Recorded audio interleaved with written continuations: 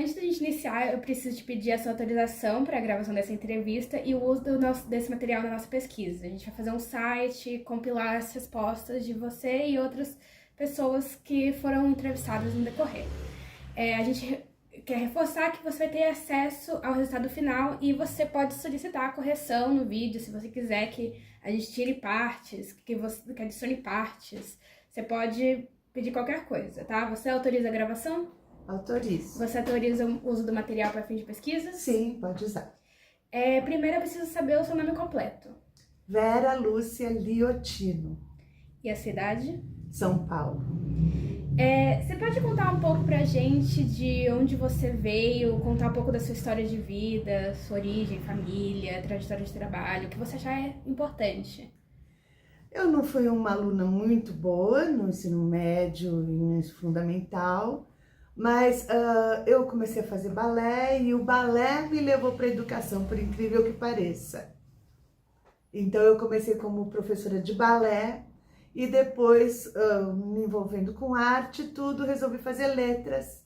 Fiz letras na Universidade de São Paulo e depois, antes de me formar, já tinha prestado concurso e já tinha passado no concurso do Estado. E quando me formei, até me chamarem e me formar, eu consegui já entrar como efetiva no Estado de São Paulo. E você é aqui do estado mesmo? Sim, nasci na Paulista. Como que você se descreveria?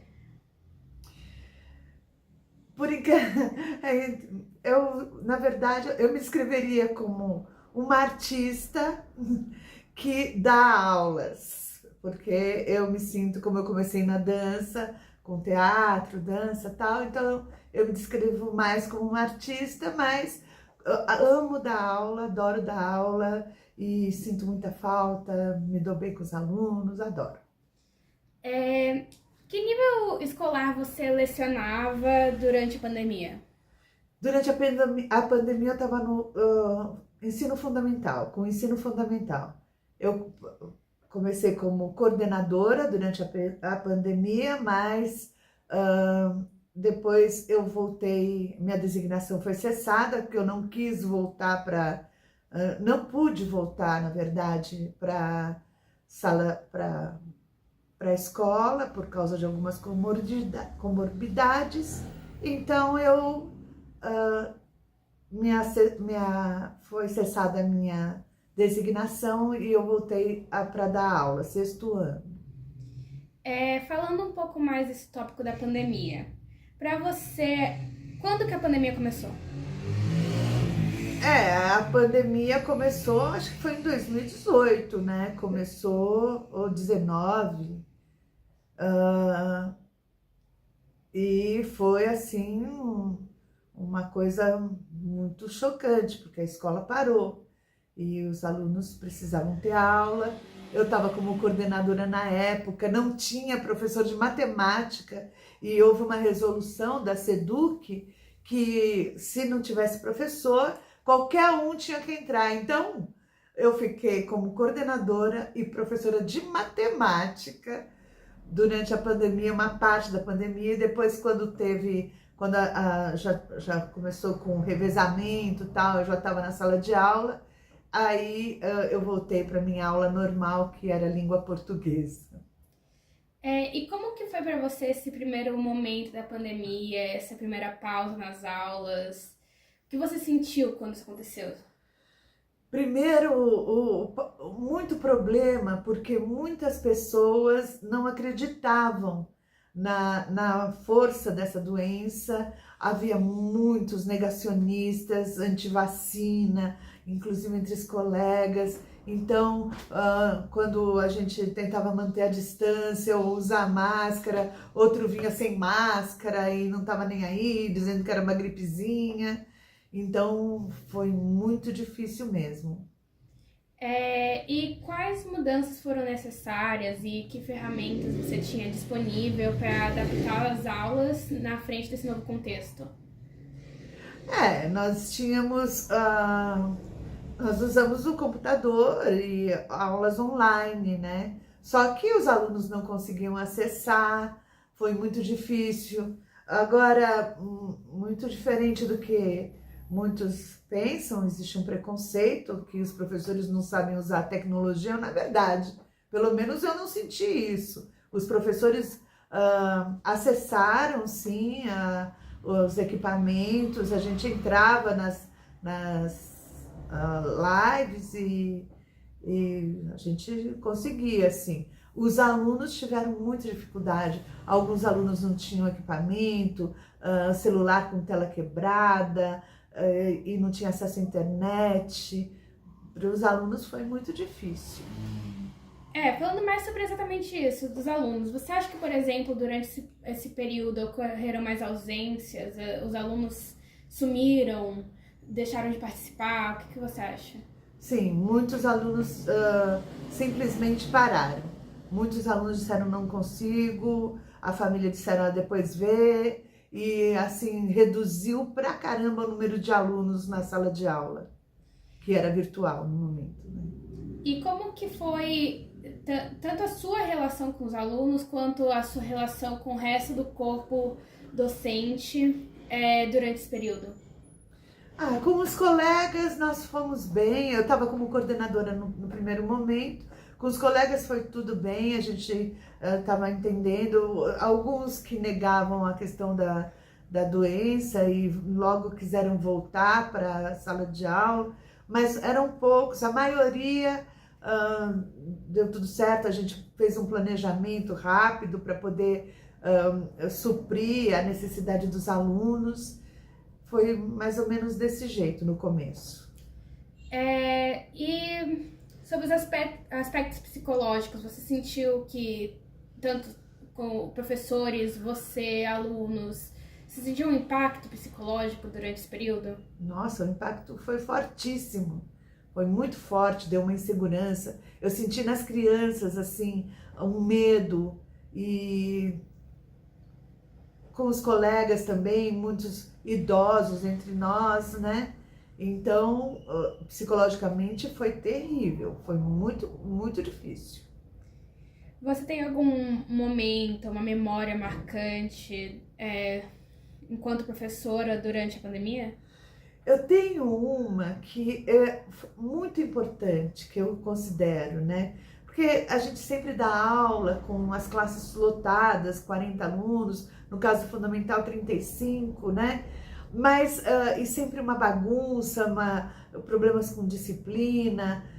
O que aconteceu quando a gente estava voltando da pandemia, que foi uma experiência que eu acho importante, é que nós começamos com revezamento.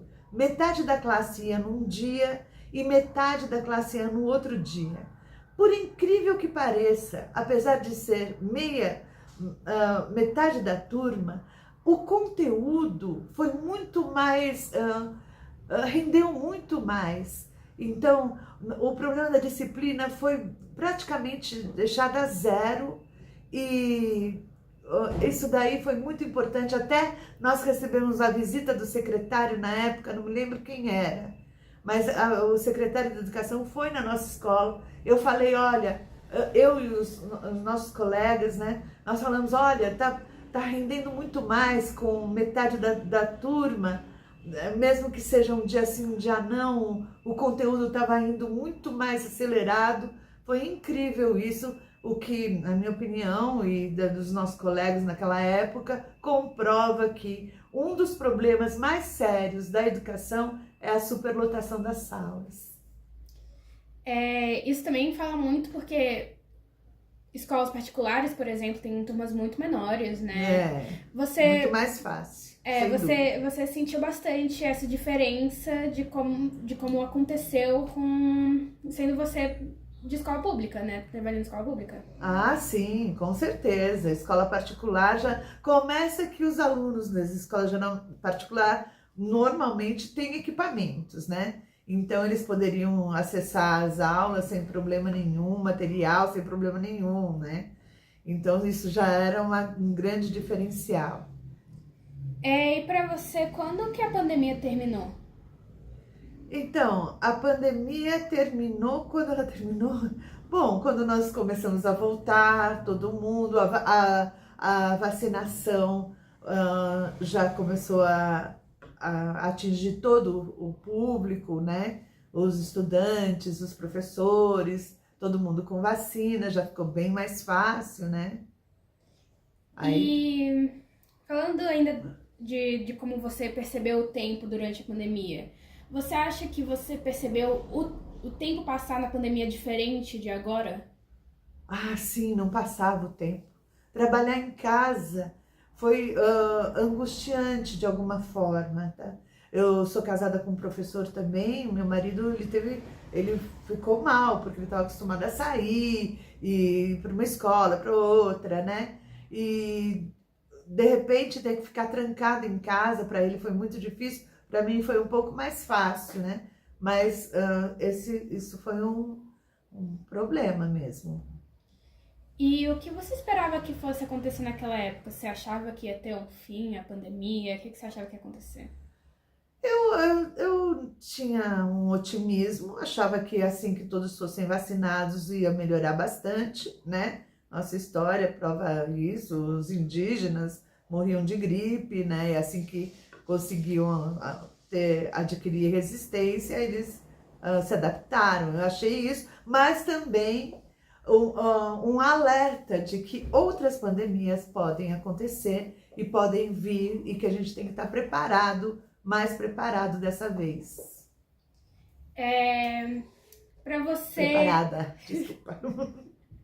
para você, houveram consequências desse período que continua até hoje? Você sente ainda que as mudanças do ensino durante a pandemia afetam os alunos até hoje? Muitos colegas acreditam que sim, mas eu particularmente acho que não. A educação sempre foi ruim na escola pública por falta de recursos, por falta de equipamentos, principalmente, por falta de motivação. Os alunos não têm motivação para estudar. Então, sempre foi ruim. Não foi a pandemia. Na verdade, com a pandemia, alguns alunos se revelaram mais quando puderam estudar online, por incrível que pareça. Acho que são essas as perguntas. Você tem mais alguma coisa que você gostaria de adicionar sobre como foi dar aula durante a pandemia? Eu gostaria de dizer que ser professor é extremamente importante e é muito bom, e que eu aconselho as pessoas a darem aula, que isso, apesar da profissão não ser valorizada, mas é algo que eu indico. É legal. Ok, muito obrigada.